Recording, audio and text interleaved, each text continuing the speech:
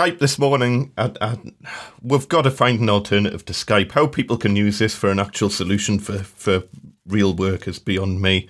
This morning's one, I think we seem to call each other at exactly the same time because that was uncanny. This is like having one of those phone conversations with your parents where they always want to call you or whatever else, and the two calls clash and it just doesn't work out. We should have an arrangement, whoever instigates the call, if we get cut off, reconnects. So I clicked call, and then at exactly the same time, it came up incoming call, and I thought, we'll just see how Skype handles this, and we found out how Skype handles it by crashing. Yeah, it literally just shut down. It didn't come up with any errors or anything. It just Skype was like, no, and just completely shut down. I thought, classic, brilliant. How is it going to handle this? It's just going to die. Yeah, and the short answer is it's not. Welcome back to the Measuring Up podcast, episode 15. The UK's first, and as far as we know, only commercial joinery podcast. I'm Andy MacLellan and run a cabinet making business up in Newcastle. And I'm Peter Millard. I run a virtual 10-minute workshop on YouTube, as well as a very much real-life carpentry and cabinetry business in West London. And together, we have put this show. We are. No, oh, right. X Factor. Every couple of weeks we get together in our internet cafe and we have a chat about, whatever takes our fancy or whatever's been suggested by you, our fantastic listeners. And we do have a couple of great topics today that have come from you guys. But before we get into that, Andy Mac, how have you been the last couple of weeks? It's been a crazy couple of weeks, as usual. I've been finishing off phase 2 of the display project that I've been working on, which you might have seen on Instagram and whatnot. So that's been a fun one. You've been being a negative of me. You've been taking MDF and painting it black. I have, yes. Black's a challenge to work with. It is. It's a tricky colour to get a good finish on because it shows up every possible defect. It shows up everything, way more than white. Why do you think 99% of my work is white? Yeah, I've painted stuff black before, but never these sort of projects where it has to have pretty much a perfect finish, and a side spray painting, which the customer's not that bothered about, and I would have to send them off to get sprayed. Although that is a consideration now for future projects, I must admit. Oh, yes. You can get up and spraying very, very reasonably, as I've discussed. Well, there's no way I would be able to spray these myself because I wouldn't have enough physical space to get the spray gun far enough away from the material. Don't matter. While I've got 4 of these in the shop, do you know what I mean? Yeah, I do. I had thought about that because I would love to give it a try. But then I was just, because with this and rollering it, I can kind of squeeze into little corners and get a roller around the back in between stuff and still get a pretty good finish. Yeah, yeah. And I was just kind of thinking, okay, could I spray this? And it's like, I wouldn't be able to do that bit. I wouldn't be able to get round. I wouldn't have enough room to get round there. Because, I mean, even as it stands, I've got everything like on top of my assembly table. Well, I've got 2 of the units on top of my assembly table so I can wheel those ones around. And the other 2 are on the floor. But, yeah, I think I would struggle with that one. So I have thought about just sending them off to get sprayed, but whether or not the customer would want the extra cost. The extra cost. The trouble is then you've got transportation costs and all the rest of it as well. And once it's sprayed, it's got to be wrapped and, protected more than the normal because, again, any tiny little hiccup or defect in the finish shows. And, of course, it's got to be resprayed. You can't just run a roller over it on site. Exactly. And essentially these projects, they're going to get used once for a month or so. I mean, to be honest, I'm not sure what the plans are for these. I know they're going to some sort of opening event thing, which is embargoed again. I can't really talk about it, but it'll come out on Instagram at some point. Hush, hush. It might not be. I haven't seen much of a mention about it, so I don't want to cause any problems for the customer or anything. So I try not to say what it's about until they've put out all their public posts and whatnot. Yeah.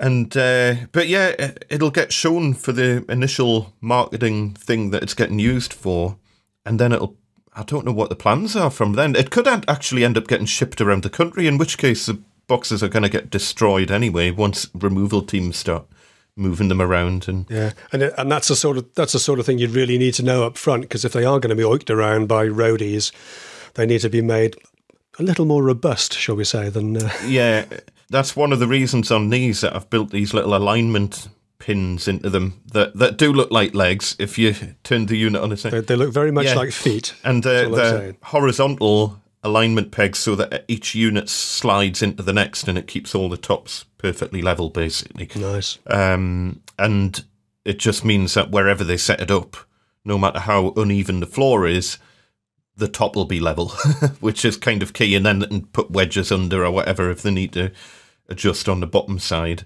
But it's one of those things. I couldn't think of a better way of doing it on this project. If you had open access, you could put maybe adjustable feet in or something, but there's no access to get to any adjuster. Unless you can get adjustable feet where you can access it through a little hole through the side of the unit. I've seen adjustable feet where you can adjust it from the top. From the top, yeah. I've never seen a side hole. That'd be really handy, wouldn't it? That'd be some little sort of, cog or something in there that will turn a worm drive, a threaded bar that'll run up and down or something. That would be really handy for something like this, but I've not seen anything. So if any of our lovely listeners know of such a set of adjustable feet, do tell us. That'd be really good to know about. Adjustable feet where you can adjust it from the side and not the top would be very handy. So yeah, I've been getting all that put together and they're now out the shop. So I've got my shop back and now I'm on to the final phase of this, which is making a whole load of carrying cases for the models that are going to be on display. Right. And that's actually quite a fun part because... I saw the little drawings that you put on Instagram. They look great. Yeah. No, I only sent that to you. Okay. So in which case, I didn't see them on Instagram. I had a personal preview of those. Yes, you've had a personal preview. So, what's the chances of the landline ringing? The landline never rings. Sorry about that. That's all right.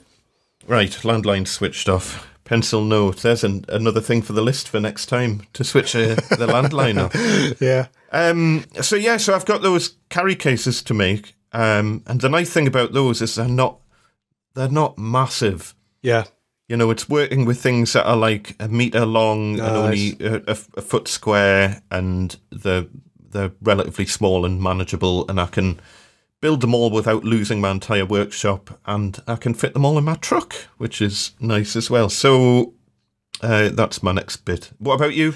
Been busy boy. I don't know if this happened when we spoke last. I'd been recommended on we have a sort of round robin neighbourhood email list thing, which I think I might have mentioned in a previous podcast. And somebody was looking for somebody to make something. And I was recommended by a couple of previous former clients on there. And I had, I'd say, about 6 months worth of inquiries over a weekend. It was just madness. Absolute madness. I've never had so many inquiries at one time before. And this was just an email list, not Facebook or anything like that? Nope. There you go. It's a round robin email list called Nextdoor, and we have one called Nextdoor W12, and I'm sure there's a Nextdoor W6 and a Nextdoor W8 and whatever. I'm sure there's a Nextdoor neighbourhood group round your way, and maybe they should be a sponsor.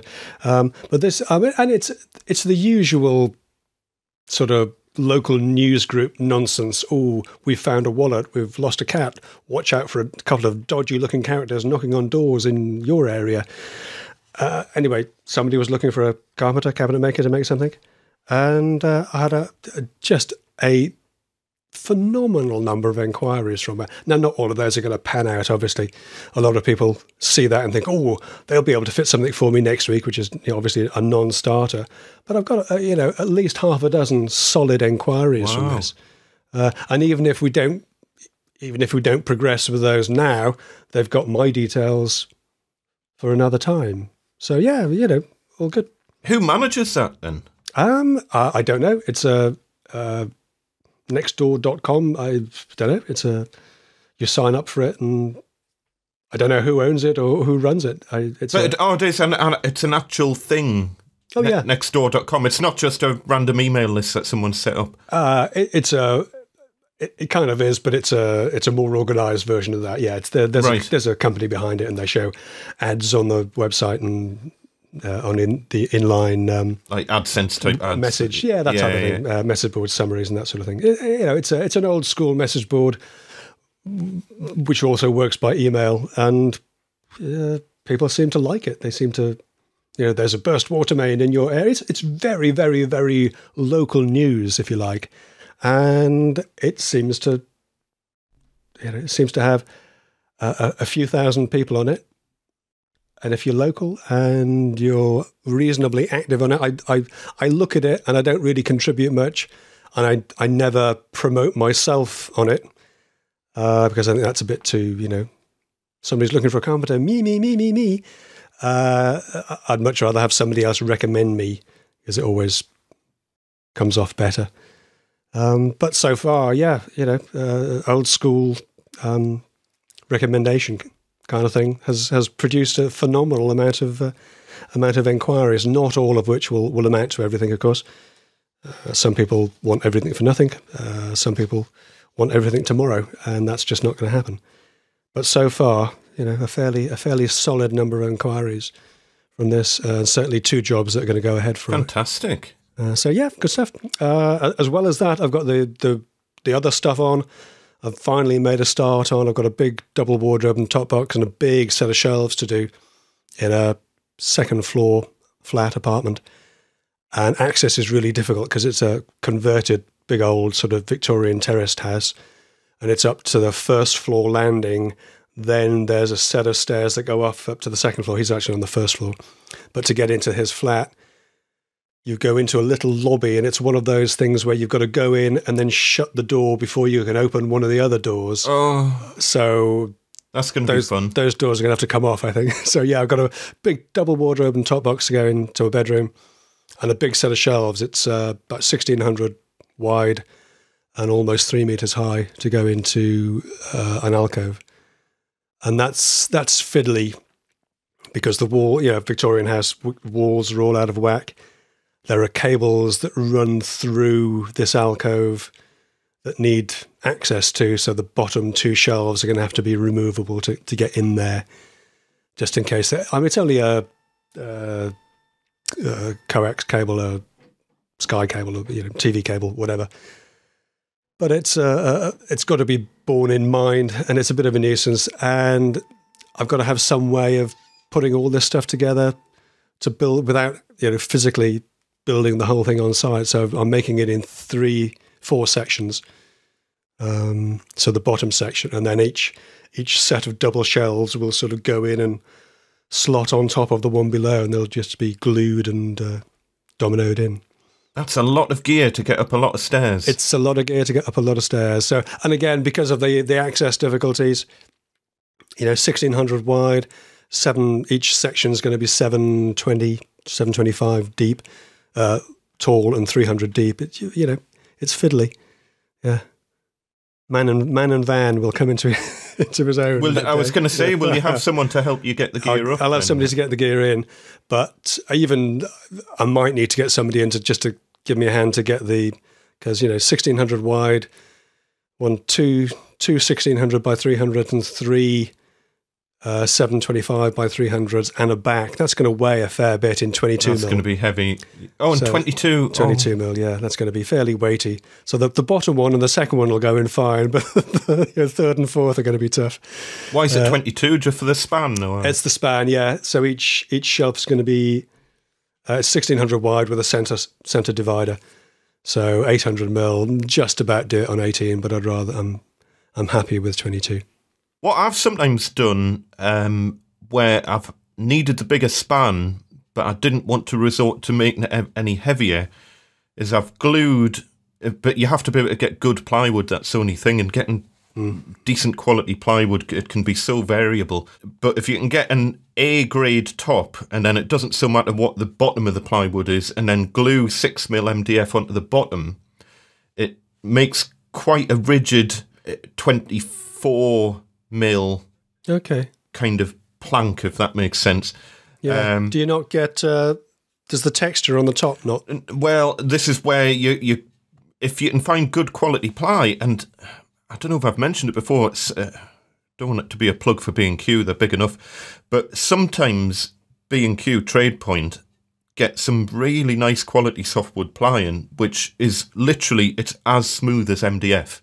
Oh wow! No visible grain at all. I couldn't tell you the last time I was in B&Q, I'm afraid. So the trouble is, it's variable whether or not they get stuff in that's that good, and you just have to kind of go in and see what they've got. But they do that in the 18mm 8x4 sheets. Right.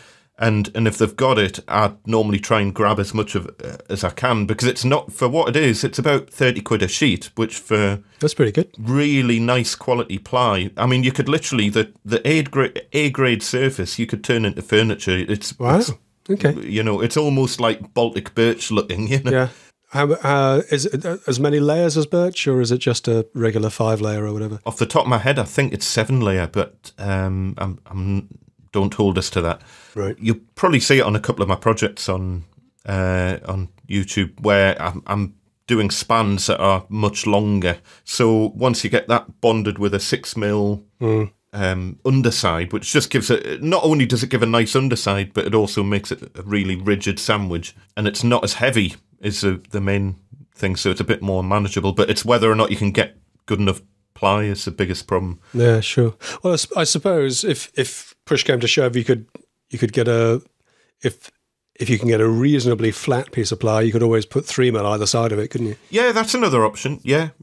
Or even go for like a 9mm MDF with. No, forget that. Yeah, no, ignore all that. That wouldn't work. This is where Andy does maths, folks. Yeah, it's too early for maths. Got a bit stymied this week, actually. It's been quite busy, and it's taken me a little while to get going on this, and I'm supposed to be fitting it before the end of the month, and I haven't started painting yet. And I got myself organised, and I started to do the doors. I got all the rails and stiles. I thought, great, I'll just groove those, and I just could not find my grooving bit.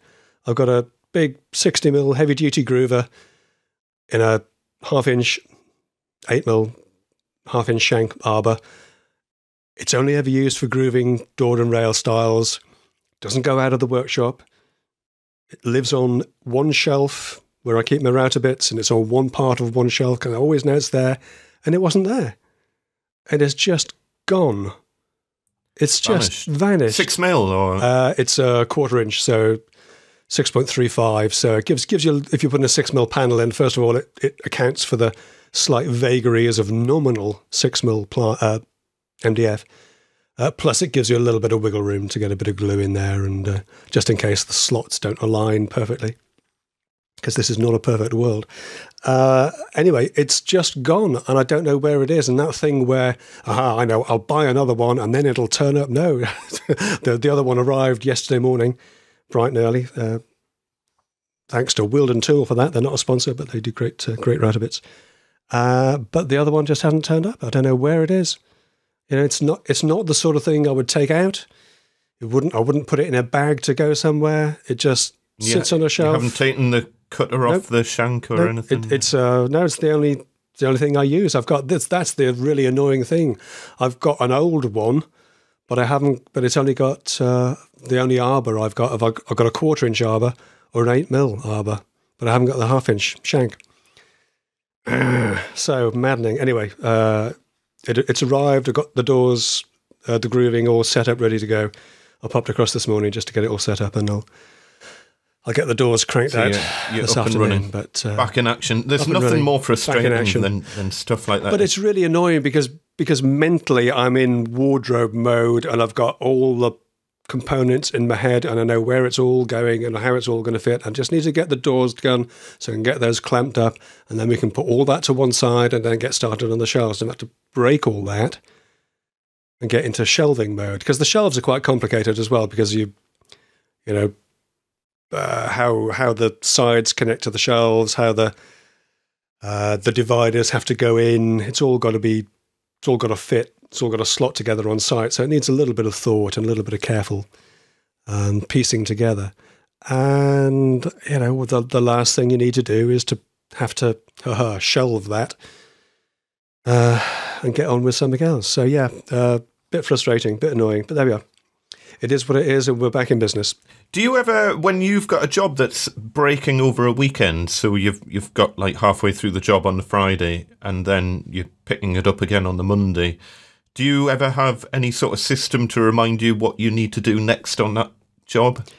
Yeah, so usually if it's complicated, I have a sort of checklist that I go through and tick things off as they're done. So, rails and stiles grooved, centre rails grooved all round, bottom rails grooved on 3 sides, all that sort of stuff, and then just tick them off as you go.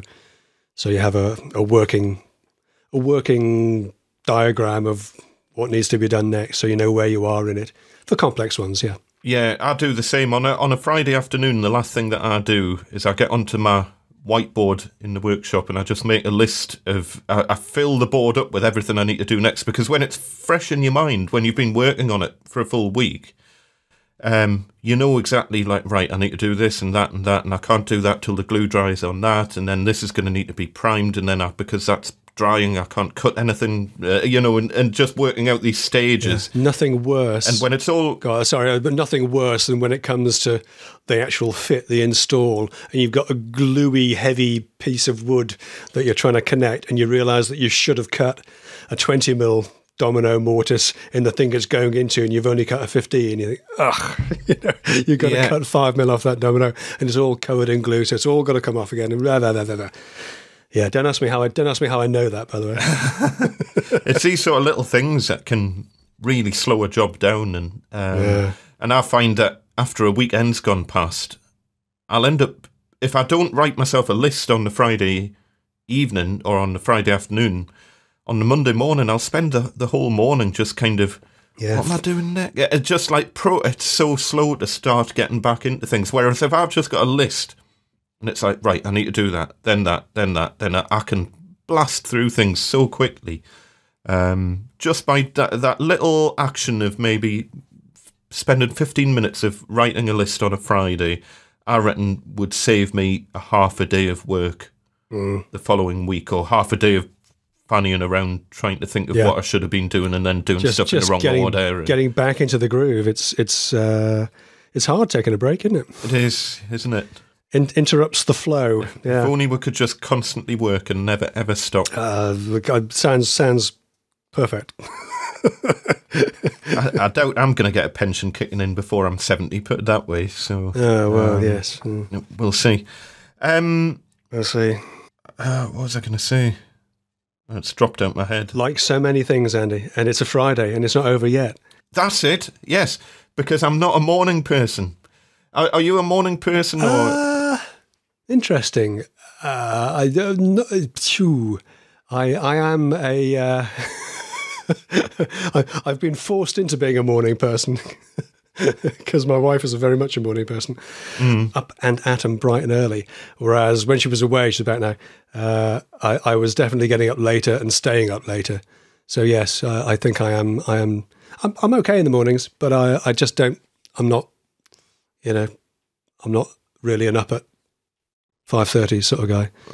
I'm terrible for getting up early. I'm not a morning person. I will happily work until basically until I collapse at like 1 o'clock in the morning or something, and that doesn't bother me. But and generally, even if I go to bed early, I can't get to sleep. And I've tried changing my body clock into a cycle of getting up early and doing lots before the kids go to school and all that, but it just doesn't work, and my brain doesn't wake up. And I was watching a couple of... Horizon did quite an interesting program about sleep deprivation recently. It's on the iPlayer at the minute, but it'll disappear off iPlayer. But it's a very interesting one, and it's an I don't know if he's ex-SAS or ex-military of some description guy who ends up effectively getting locked in a underground bunker for a week or so with no access to daylight and no clocks and no idea what time it is. And it was kind of a study to work out how far out your body clock goes. Anyway, really, really interesting. Okay. And there's a couple of other programs that I've been watching about this, about, you know, if you are a natural morning person or you are a natural evening person, that's a very, very difficult thing to change. And you're better off changing what you do in the day to match your body clock rather than trying to match your body clock to, rather than matching your body clock to what needs to get done. Right. So, for example, I would normally, after dropping the kids off at school, get straight into the workshop and start playing around with very sharp tools while my brain is still slightly fuzzy and not properly awake. And I've never been particularly comfortable with that. And then the stupid thing is that then in the evening, when I feel totally with it, I'm doing YouTube videos and, you know, editing and stuff that doesn't require... it doesn't earn you anything, basically. Yeah, it doesn't earn me anything. But it also, you know, it's not going to cause a life-threatening injury. No, indeed. If something goes wrong.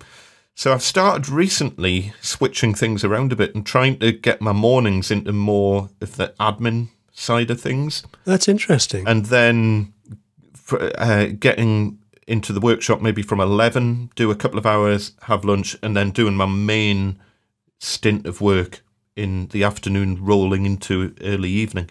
And I'm finding so far, and it's very early days, I am getting so much more done. Really?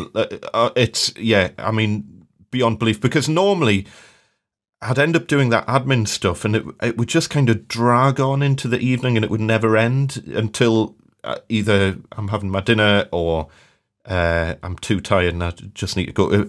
Whereas doing it this way, I've got to finish the workshop stuff maybe by 7ish. So it kind of forces me to just stop and have proper family time and all that sort of thing.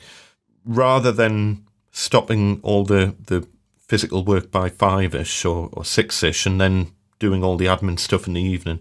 I've just found switching that around, and the big thing for me is that I'm trying not, and obviously it doesn't always work like that. You're going to get situations where you've got to get a certain bit of the project done early on in the morning so you can paint it and let the paint dry for it, you know. Yeah. And that's always going to happen, but I'm just trying to change things around into a way that fits better with my body clock, if that makes sense. And so far, it's working really well. It just means that I'm in the workshop at my most productive time, rather than trying to do stuff when my head's in a kind of fuzzy mess. That's really interesting. And again, not to go off on a tangent here, but I sent you a PDF. We had a thing when we did our podcast about the running the business kind of side of things. One before last, can't quite remember. Yes. I had an email from Joey Chalk of King Post Timberworks, and Joey had written a great piece about the business of woodworking, and it's fairly long. You know, it's not quite an ebook, but it's a fairly lengthy PDF. And Joey actually sells this on his website store. But in it, he says that he gets his most productive time done first thing in the morning, whereas later in the day he finishes sort of earlier and then does his admin in the afternoons. And it's never occurred to me to do that kind of, to split the day up in that way. I tend to just get into the workshop first thing and crack on with whatever I need to do. I need to give this a bit of thought, obviously. It's definitely, and I've only been doing this for the last couple of weeks, and it's definitely made a difference. I've found I've got a lot more done in a single day. But it's all around, as I say, whether or not you're a morning person or an evening person, that's a very difficult thing to change.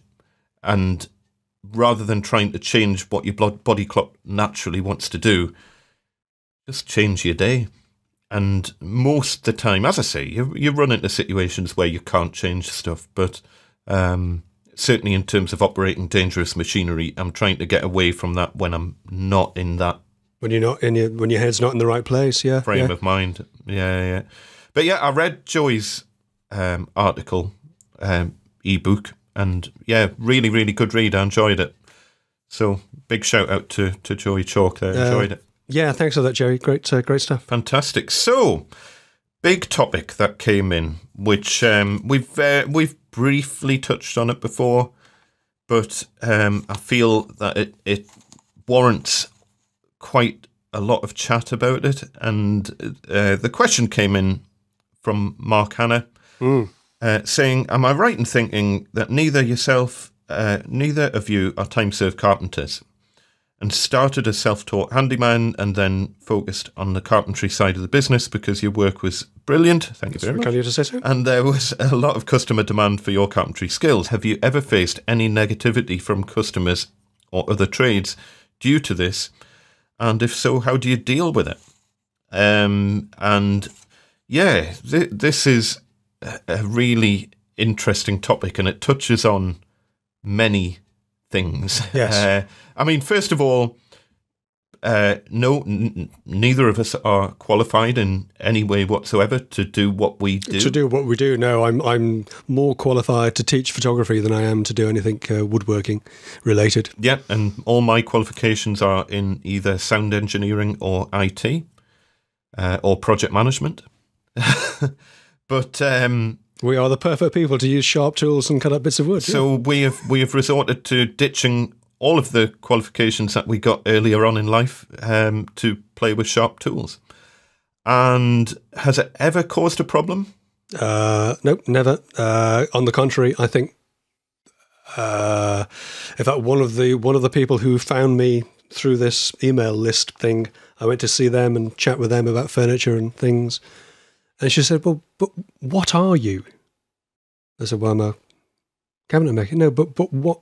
You've done something else, haven't you?" She said. I said, "Well, yeah, I was a..." "Yes, what's your trade?" I said, I was a photographer. I was a professional photographer for 20 years. "Oh, well, I can tell because you've got a good eye," she said. And this is something that's come up before in conversations with people, and it has never ever been anything but positive. Nobody said, "Oh, well, you're not a real professional because you've come to this later in life." And in fact, the same with other trades. I don't think anybody gives a damn really what you do or where you come from. The only time I've ever had any kind of pushback was back in the handyman days, and a couple of guys, particularly electricians for some reason, took umbrage about the fact that, the notion that somebody could either improve what they do or change what they do or do a little bit of everything seemed to really sort of rub them up the wrong way. Maybe they had a bad experience with handymen, and there's rough work done by all kinds of people in all kinds of trades, and if you try and do a few little bits and pieces of various other trades work, then there's the whole jack of all trades, master of none thing. But if you stay within your core competencies, and with us, it's certainly with me, it was turning up on time and stringing a sentence together in English. Then, as we've said before, you can certainly earn a living by doing a variety of little bits and pieces. But no, I've never had any kind of pushback from anybody, especially not clients, because I've landed doing what I do through this particular route. How about you? Anything? No, I've never ever had anyone turn around and say, "Oh, well, we're not going to give you that job because you don't have an NVQ in joinery or whatever." It's just not a thing that happens. And at no point has anyone really commented on it. You get the odd person saying, "What was your original trade?" And I just say, "Well, I was originally qualified as a sound engineer, but this is what I do now." And they say, "Pardon?" Yes. And it's just not. But I think joinery is quite unique in that regard. And just to make it 100% clear, kids, if you want to get into this industry, get qualified, do what you need to do, Not that I particularly know how you get qualified or what you need to do to get qualified. And this is another whole issue, I think, with the industry as a whole. Yes. Is that, I mean, what does time served even mean? Because I know some amazing time served carpenters and joiners who have done it all their life, and they do stunning work, and they did their apprentice and they went on to work through amazing people and now do their own self-employed work, which is also amazing. Yeah. I also know of, all you have to do is go to your average new build housing estate where everything is built by time-served professionals. Yep. And I'm putting that in quotes. Yep, air quotes there. I saw that. I think the fine folks at home didn't see that, but yep. And I don't think it's any secret to say that the standard of work being put out there in new builds is from shoddy to shocking. Yeah. And this is done by time-served professionals. So I don't really understand as far as I know, time-served means you've done an apprenticeship. An apprenticeship could just be a year, a 1-year apprenticeship. So does that mean if you've done your college course for a year or 2 years or however long the college courses last, which even that's not clear, and depending on what college you go to, and then you do a 1-year apprenticeship, does that mean you're then time-served? I don't know. In some people's eyes, I guess it would be. Because if you are putting out there that you're a time-served carpenter, but you've only, if you're fresh out of college and you've only done a 1-year apprenticeship, I would say that's probably a bit of a cheeky thing to say, maybe. Yeah. Or what if you're a bench joiner and all you've done is make doors all your life, with power tools? But is that are you a time-served door maker, or have you just if you've done 1 year's work 10 years over, what's? And as I say, this is I'm not in any way taking anything away from people who have gone into this industry through the proper route, and if you are looking to get into this and you're in college, or you're maybe just doing your GCSEs at the moment, but this is something that you're thinking of going down, then definitely go through college, do your apprenticeship, learn from the best people that you can learn from. But, I mean, I had a quick look into apprenticeships that are available in the Northeast at the minute, and there was only 3 companies offering an apprenticeship on the gov.uk apprenticeship site. And most of them were completely irrelevant to the sort of work we do. Yeah, so you might go into an apprenticeship in joinery, but all you're going to be doing is making roofs. So I don't know. I mean, I could probably work out how to make a roof, but I would be very, very slow at it. But I could probably, it's another whole skill set, in the same way that if someone who made roofs came to making alcove units, they could probably do it, but it's going to take them a while to get kind of up and running with it. Plus, it's a whole different skill set to working in somebody's home for a customer, rather than working on a building site, a construction site, where you don't have to deal with somebody's feelings, or how they are that particular day. It's like yourself. I look at roofs and think, wow, some of those angles are tricky. It'd take me a while to figure that out, because I've did a hip roof for a garden studio, and that was fun to do, but I'm not rushing to do another one, that's for sure. Yeah, and it's knowing, doing all your is it bird's mouth cuts and all that. So, and doing all those sort of things, and once you do that all the time, you become incredibly quick at it. But if you just do a roof every 2 years or something, that's going to take you forever to work out the angles that you're going to have to cut stuff out. And absolutely, every 2 years, every 10. Yeah, and it's just getting these, again, as you say, if you go into an apprenticeship making doors, but then, I was about to say, you don't ever get asked to make doors, but then well, you did cabinet doors, a couple of weeks ago. But yeah, but full size kind of house doors and things. It's a different skill set, and it would be really interesting to hear back from the listeners what people's views are on that. And yeah, I'd love to know that as well, and what they think of time served as being. We all talk about time served, but what does that mean? And what they think of the education landscape in general. I mean, my general view of education is that it's borderline just beyond daycare, almost completely pointless for what people end up doing after school. I mean, for example, my son, he's obsessed with planes and flying, and all he wants to do is be a pilot. Yeah. Imagine if he could start properly studying for that now. But instead, he's being forced to learn languages that he'll never, ever need to know.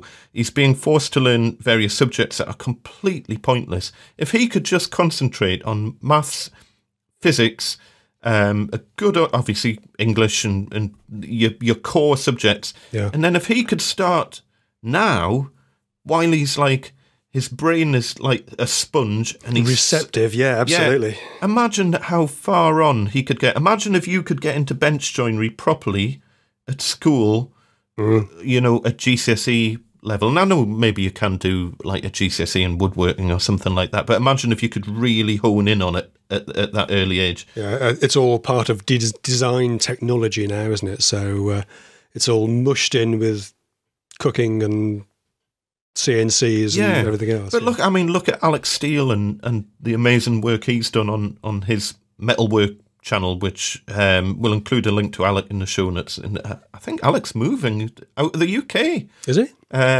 He's released a video on it, and I'd only seen it on Instagram, but he's off to America, I think, from what I can understand. But anyway, imagine if he could have got into metalworking at the age of, like, at school, you know, and how much further because he didn't want to do your typical academic subjects. The second he could get out of school and study metalworking, he was off to America and learning off the best. Yeah.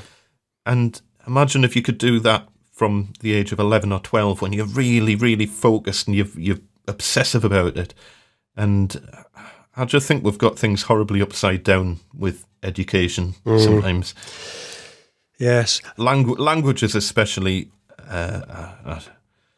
it's got to be the biggest waste of time for the knowledge people have of languages by the time they get out of school, for their time invested in it. It's got to be one of the most pointless subjects that people do.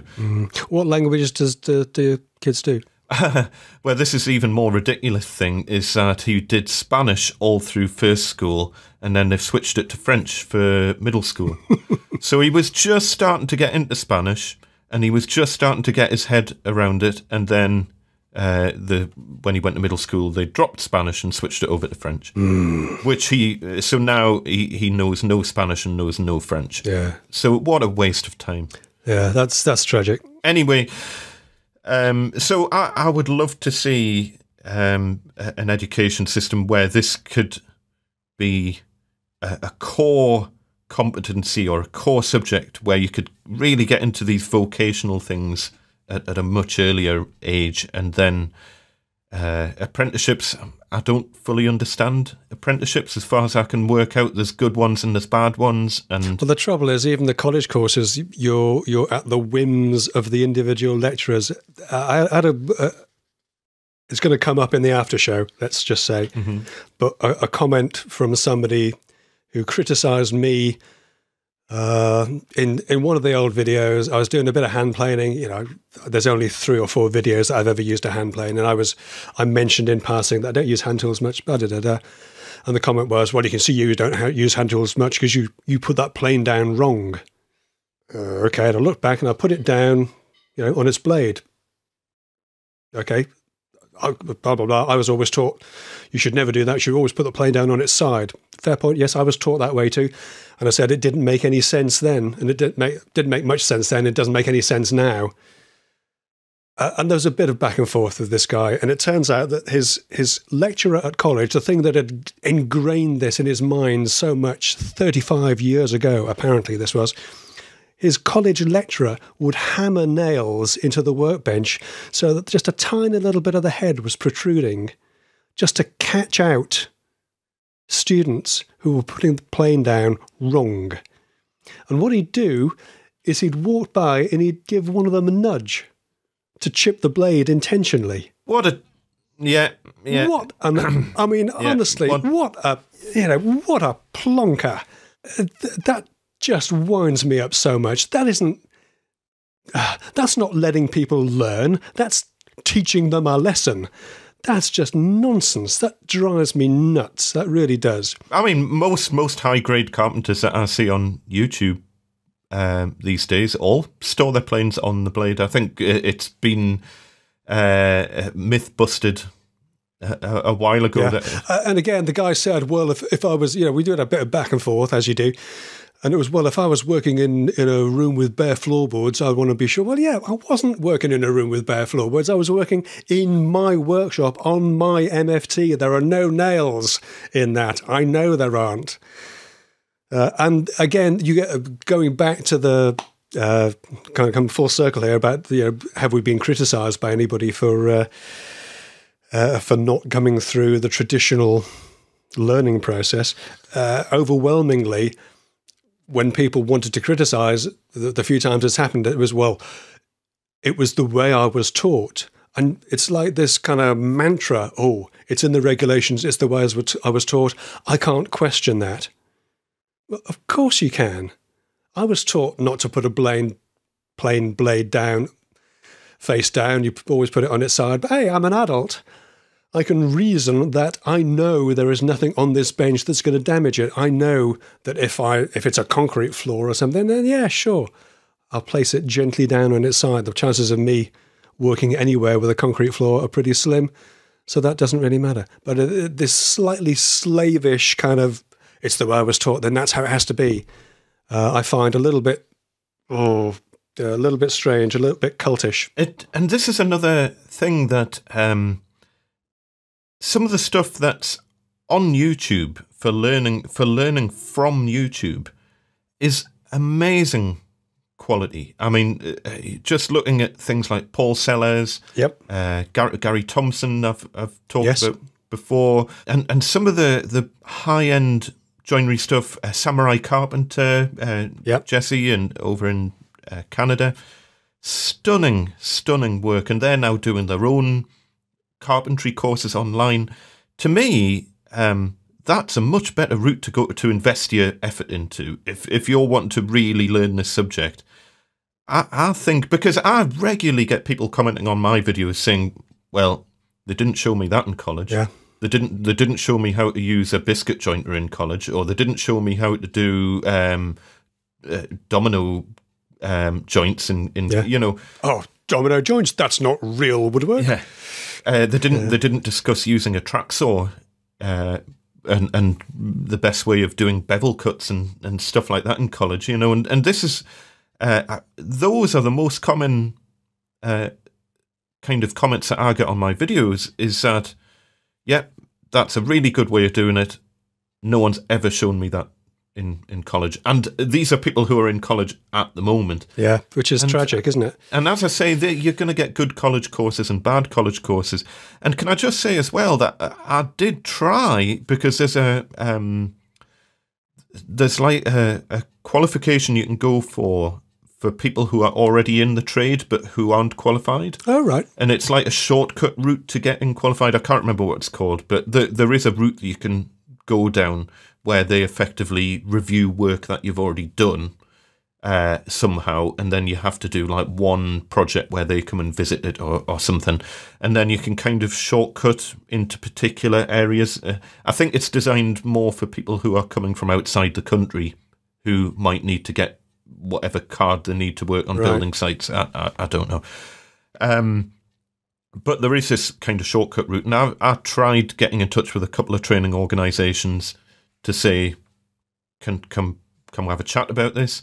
And no one ever got back to me. No one got back to you. And shocking. This isn't places who they didn't get my message. This is places where I've left multiple messages with the switchboard, and it's like, oh, well, it's Andy again. I still haven't heard anything back. Oh, well, sorry, but the lecturer's really busy, and he will get back to you. And no one ever did. Yeah. And that's through multiple training organisations who do this qualification.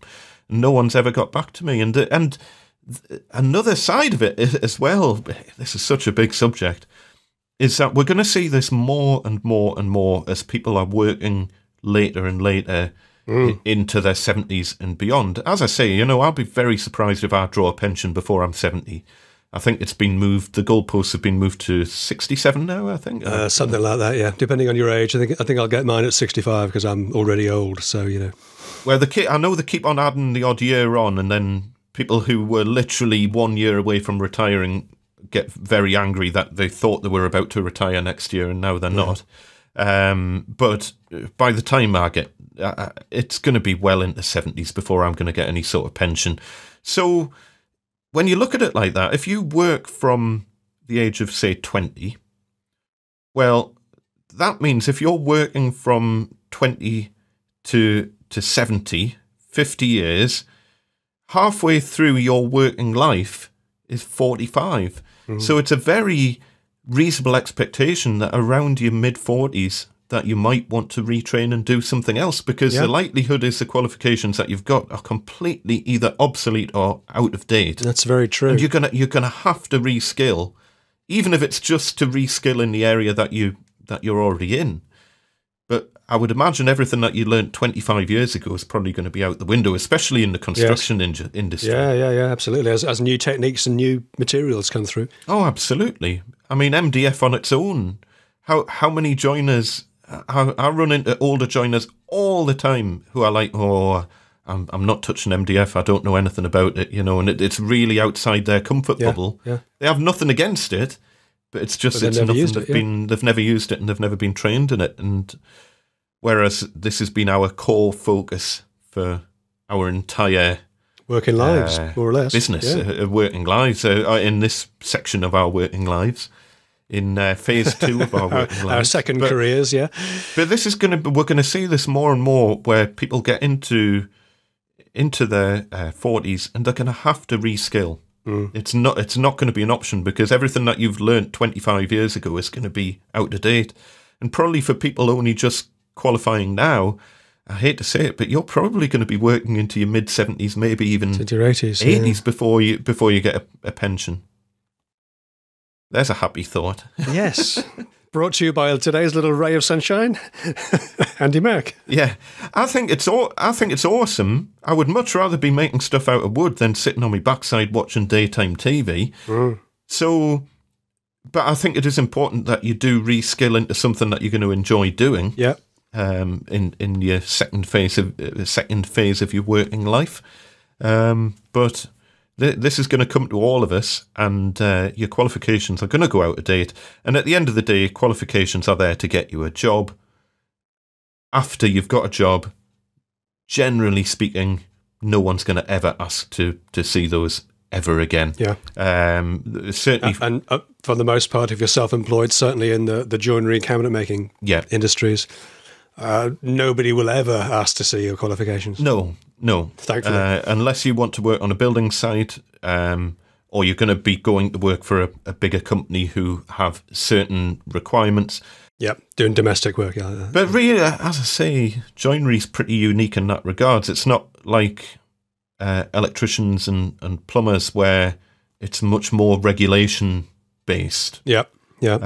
And all I would say is if you are going to retrain and you can't go through college because the college system is so rubbish that it doesn't allow you to retrain, all I would say is do your own homework on the regs, to brush up on basic building regs that are going to affect you, like fire regs and stuff like that. Yeah, there's plenty of those to go around as well, aren't there? Crikey, all the rules and regs are changing all the time. Yeah.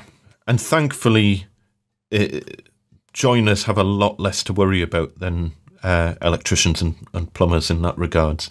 But there's still stuff that you've got to be aware of. I mean, I regularly see, again, time-served joiners coming into 3-story houses and fitting an understair cupboard where there was a plasterboard wall. And guess what? You've just removed a fire barrier. Yep. That's been designed for a reason, because plasterboard isn't flammable, but a door is flammable. Yep.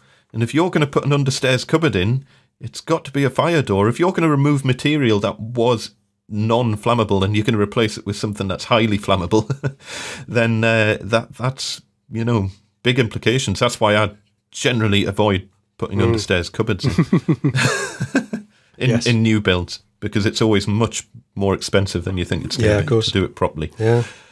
Anyway, should we hear from a sponsor? After all that, let's tell you about. Actually, let me give you a quick, a funny comment I got on one of my YouTube comments was talking about sort of cabinetry and carpet making and how it's not real woodworking; it's more like wood machining. What do you think? Well, wouldn't those old school carpenters and cabinet makers be all over the modern tools and machinery if they could? Do you think Chippendale wouldn't be all over, modern stuff? Power tools, dominoes, loose tensioning, even CNC machines. This week's episode is, of course, sponsored by Ooze Nest. You know Ooze Nest. I used their V-Slot 2040 aluminium extrusion in a recent video. And Ooze Nest can supply from stock a wide range of shapes and sizes, all precision cut to your needs. Ooze Nest also has a huge stock of connectors and bearings, bolts and screws, mounts and brackets, shims and spacers, all the handy-dandy little bits and pieces that you might need for your next project. Now, with all this hardware to hand, you won't be shocked to learn that Ooze Nest are also deeply involved in CNC machining. They can supply you with anything from a handful of parts to a full CNC kit, with everything you need to get up and running. So if you've had your CNC interest tickled by all those YouTube videos, but are finding the process of discovering exactly what you need all a bit opaque, well, with a desktop kit starting at a lot less than you might think, you should definitely be paying Ooze Nest a visit. Ooze Nest is a young British company that ships worldwide, and if you order before 1 p.m, you'll have same-day dispatch from stock items. Better still, when you use the offer code MEASUREUP, all one word, MEASUREUP, at checkout, you'll receive a 5% discount off your first order. A 5% discount and same-day dispatch. What's not to like? Pay Ooze Nest a visit at oozenest.co.uk or use the links in the show notes or on our website. And we'd like to thank Ooze Nest for their support of this show. Massive thank you to Ooze Nest. I never got a chance to chat about Ooze Nest on our first sponsor read that we had with them a couple of shows ago. Yeah, great guys. I went down and spent the day with them and had a chat with them and shot a little bit of video with them. And a great bunch of guys. It really is a young company. Ryan, who started the business, did it while he was still at Cambridge studying engineering. And by the time he finished, he was actually selling bits and pieces to Cambridge University's research arm. So and it's only about quite a small company, only about a dozen guys in total, but very, very together. Great range of products that they do. Wide range, particularly 3D printing. They do a lot of 3D printing, and the CNC machines they do. They have sort of little budget, single small machines going up to sort of half sheet sized, full on CNC machines with a screwdriver. Yeah, very good, very impressive. Because did you originally find them through the aluminium extrusion that you needed for your bench dog fence flagstop? Fence dogs, yeah, that's right. I went Googling around for some extrusion and they popped up. Again, nice website, well designed, really clear and simple. And just a thoroughly pleasant 21st century purchasing experience. You buy it online, you get a confirmation email, they give you a timed slot delivery, all that sort of stuff. Prices are up there and clearly labelled. The stuff arrives when it's supposed to, and it's exactly what you need. Not much not to like, really. I have to say, the CNC stuff looks stunning. It does. I'd love to have a proper play with one of those, and hopefully I'll get to have a proper play before too long. But again, it's one of those things. If you've got it, you'll use it. If it's there in a corner of the workshop, you know that there's stuff that you can, I'll just do that on that, because you've got it, yeah. It's the sort of thing that you can just, I'll just set the CNC away doing that. And, it's like, it's almost automating parts of your production process. Yeah. And that's it. You can leave it, you can leave it today. I had a phone call a few weeks back now from somebody they were a set designer working for a TV show, and they needed 140 circles cut out of MDF. That was it. Right. But they needed them tomorrow. And you think, you know what? You could just load up a few sheets of MDF, get, I don't know, 6, 8 cut at a time, take it off, load up another sheet. You could do that in no time at all. And that would pay good money, because I know what TV companies spend. And, next day delivery, well, that's a rush job, so that's 100% extra. And it's one of these things as well, because people often comment saying, oh, it takes ages for it to, for these sort of machines. I could do it myself much quicker. And it's like, yeah, but no. It's like one of these things, like a Roomba. We've got a Roomba robotic vacuum cleaner. And best purchase ever. Amazing. Really? Oh, awesome. Absolutely awesome. I never thought it would do the job as well as it has. We've had it for about 3 years now. And there you were saying way back when that you didn't have any smart home stuff. And all the while you've got a Roomba. Yeah, we've got a Roomba. We've got a Roomba. And it is awesome. And the thing is, it takes 5 times longer to hoover a room than you would, because it just literally bumps around the room. And ours is called Ronnie. Ronnie the Roomba. And Ronnie the Roomba just kind of bumps around the room and like helplessly bumps into things. But it does a really good job of hoovering the room. And it doesn't matter how long it takes. You're not doing it. Because you're not doing it. You can do something else, and it doesn't matter whether it takes the entire day. You're not doing it, and you can just set it going. And it's very much a similar thing with CNC and all that sort of thing. You can get on with something else while that's plodding off doing whatever it's doing. Yeah, exactly. And if all you have to do is just change the sheets every now and then and load up a new program. It's one of those things that once you get really quick at programming it up and the design side, it's like I'm starting to get quicker on SketchUp. Right. Oh, man. The picture that I sent you of those cases yesterday, I had that knocked up in about an hour. Normally, that would have taken me like a whole day to design that and how it's going to hinge open and all that sort of thing. And once you start to get a bit fluid with these sort of things, it's a whole new way of working. There's another thing. Does college courses teach you how to use SketchUp? Or Fusion and Fusion 360? Because in my view, if they're not, they should be getting reported, because that is the most fundamental thing in joinery these days, I would say, is having the ability to do 3D design. At least getting a starting point on it, either with SketchUp or Fusion 360. And if college courses aren't teaching that, man, you need to review your curriculum and what you're actually feeding the students. I can't do either, but there we are. But again, imagine getting taught that from the age of 12 when your brain's just like a sponge.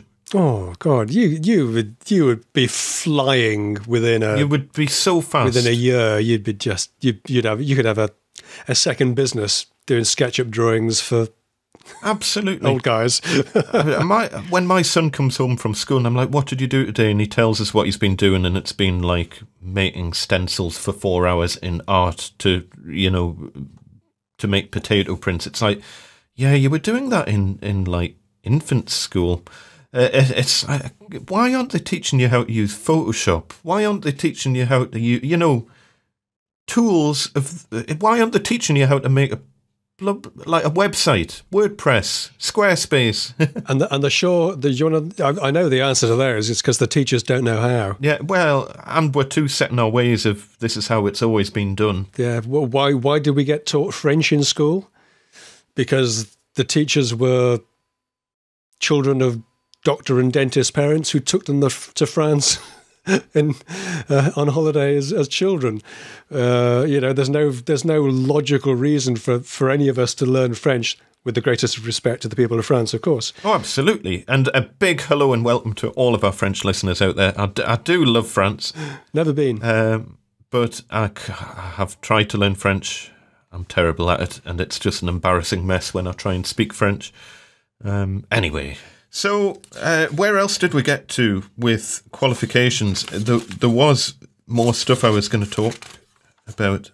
Oh, yeah, the one apprenticeship job that I could find in the Northeast, which was they're looking for 6 apprentices. And to be fair, most of the stuff they're looking for is almost relevant. To cut and shape timber using a wide variety of bench tools and machinery. Mm-hmm. So it's a good job it's not vague. And it's advertising a wage of £136.90 per week. Which I worked out as a hair over £7,000. Now, you have to be living at home with your parents to live on that. Exactly. That is an apprenticeship for a 16-year-old. You know, if you wanted to do a career change and do an apprenticeship like that, I suppose you'd have to have the money saved to keep your head above water while you're doing it, wouldn't you? It's a paltry sum of money. And even then, they're looking for 16, 17-year-old. They're effectively looking for labourers. The way this particular job advert is written, it's obvious that that's what they're looking for. I'm sure that's not always the case. And I'm sure that everyone's got to start somewhere. But you're not going to learn the ins and outs of cabinet making or... you're probably not going to get into the nitty-gritty of what we do on a daily basis from any sort of apprenticeship that I've seen. I'm not saying they're not out there, but and as I say, in no way am I having a pop at people either doing apprenticeships or doing the qualification through the proper route. Do it. There is nothing better at the minute. It just frustrates me when I see kids at a really young age who are dying to get into this, and in the meantime they're being shown how to make potato stencils at school. Yeah, that's tragic, isn't it? So there was another topic that you'd mentioned, although we're far in mind. We are. Well, let's have a run at it. I had a great email from listener Sarah Dixon Smith. If you do want to contact us, one of the best ways to do it is either through our Twitter account, that's @measuringuppc on Twitter, or through Instagram @measuringuppodcast. But Sarah shot me a quick email, and she also CC'd in Axminster Tools and Machinery, apparently. She says she attended the W exhibition last Monday and felt totally invisible. She said she had to pretend to almost drop something expensive before she could get the attention of the sales staff. And she said it happened on several stands. On one occasion, a salesperson came towards her full pelt, only to find that he was aiming at the chap stood beside her. And her question is, how do we get more ladies involved and accepted both professionally and as part of the hobby DIY market? She's totally hooked, and with the help of our videos, thank you very much, she's already saved herself a small fortune by making all kinds of things, not least of which our front door, which puts her streets ahead of me. I could never make a front door, goodness. Not one that would stay flat. No, absolutely. People like me, she says, didn't get taught woodwork at school, are really missing out. She said she's CC'd the Axminster sales team in to see if they can add to the debate, but as far as I know, she hasn't heard back from them. And as she says, this is a potentially huge market sector that they could be targeting. I'd have to say we had a little bit of back and forth over email with Sarah, and thanks so much for getting in touch. And it really saddened me, to be honest, to find this sort of nonsense going on in the 21st century. I would have thought we've all moved beyond that. I'm sure you do as well, Andy, but I try and keep the channel as open and as little blokey as possible, so it's approachable to everybody, I hope. But what I did say to Sarah is that I suspect there's a little bit of the law of averages coming into this as well. If the firms know that I'm not excusing the behaviour she received at all, but if they know that 90% of their sales go to men, for example, then I guess you can see where they're coming from by giving blokes more attention. It's not right. And I would have thought at a show like W, people who are there are going to be interested in what's going on there. The same with, I went to the Kempton Park D&M tool show last week. And again, the women who were there were very clearly either there with their partners or there for the show. And even if they were there with their partners, why would you ignore them? You know as well as I do, going into do a job in somebody's home, always listen to the wife. Yes. Always. I know from my analytics on my channel that I have a male audience of, it varies, but it's mostly 97 to 98%. Now, as I say, I try and keep it as less blokey and as open and hopefully approachable to everybody. And I sort of understand why that might not be the case for retailers. But you'd think in this day and age that they'd be at least open to the idea of not ignoring people who have made a point to come to their stand at a trade show. I find that sort of slightly baffling. I do as well, to be honest. In fairness to the trade show, I don't think it's the trade show's fault, and I think it's harking back to what we were talking about earlier, the state of qualification systems, the state of doing an apprenticeship. I mean, doing an apprenticeship sounds like one of the most intimidating things I've ever heard about of doing in life. Anyway, going into that kind of blokey laddie environment of everything turning it, everything that I used to see on Facebook was gags being done on apprentices and stupid, and you can have a laugh, but these people are there to learn. This is the closest thing they're getting to an education in your trade, and if everything just revolves around this kind of laddie dictating, let's just make the life of an apprentice a living hell. What female is going to go into that? Yeah, absolutely. What girl coming out of college is going to want to go into an environment with 20 blokes that are going to take the mick out of her for the entire time that she's going to be on that in that environment? It's hard enough as a young lad coming out of college doing that.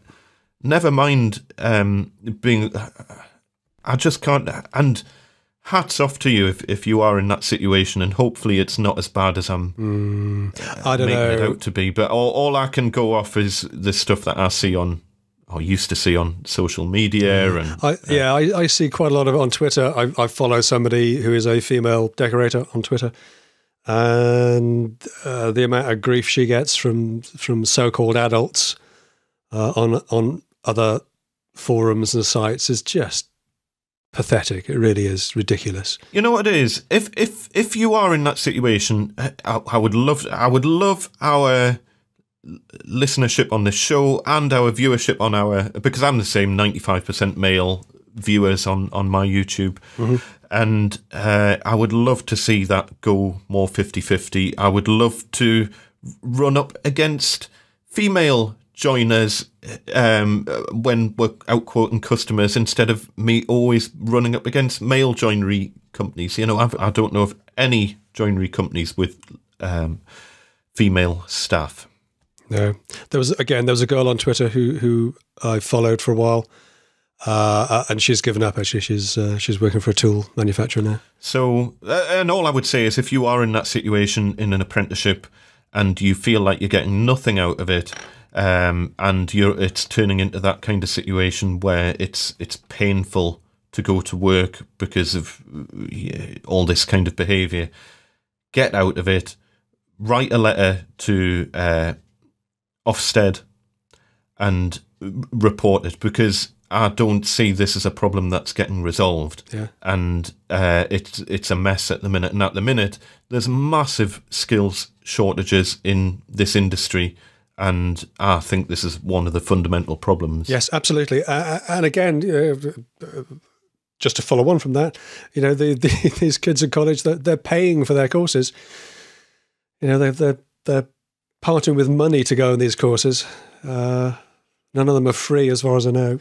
So yeah, it's just not acceptable. And it's a one-time hit as well. This is the one thing that you've got to understand, is that trying to re-qualify or get qualified later in life, especially once you've got a family and you've got commitments, it's very, very hard to re-qualify. There's just not the vocational part-time courses out there that are practical if you've got other commitments. If you need to get it done early on in life when you don't have these commitments, if it means living with your parents for an extra couple of years, do it, get the badge and get it done. But if it becomes a living hell, then, the more people who get this reported, then there might actually be a chance of this getting sorted out, because at the minute I think it's a mess. Yeah. Yeah. So anyway, thanks ever so much to Sarah Dixon-Smith, who very generously let us use her name in the podcast as well. I don't know if we've got anything resolved for you there, Sarah, but at least we're sort of airing it a bit more publicly. And again, I'm very sorry that you were treated that way at these trade shows. And I don't genuinely know what the answer is, but at least if we're talking about it, then at least there's a chance we can make some kind of difference. And Sarah, you go for it. Honestly, you go for it. There's work out there. If you do a good job, treat customers like human beings, we've proved that is the key to getting on in this industry, and you will do amazingly well. Especially, there's plenty, women living on their own who maybe don't want blokes coming into their house to do work for them. You would make a killing. I know of female decorators who do that, and they make a killing just off the young single female market on its own, because they feel more comfortable having someone of the same sex coming in. Other women around to feel safe, or religious. There are all kinds of reasons why you don't want random blokes coming through your home. Yeah, exactly. So, we're not offended by that. We don't particularly want random blokes coming through our home either. It's an occasional necessity, as I discovered twice this week while waiting for the gas man to come. But there's a whole other story to that. Let's wrap it up, because we've been chatting forever. I think we've barely scratched the surface on these two topics, education and women in the industry. These will come up again. They're such big topics to cover. I would love to know everyone's feedback and thoughts on the things that we've been discussing today. I know some of it's a little bit on the kind of contentious side, but, it's 2018, for goodness sake. I think it's time things moved on. Absolutely. Racing towards 2019 as well. It's isn't it just? So yes, thank you everybody for listening. If you can spare the time, please rate us on iTunes.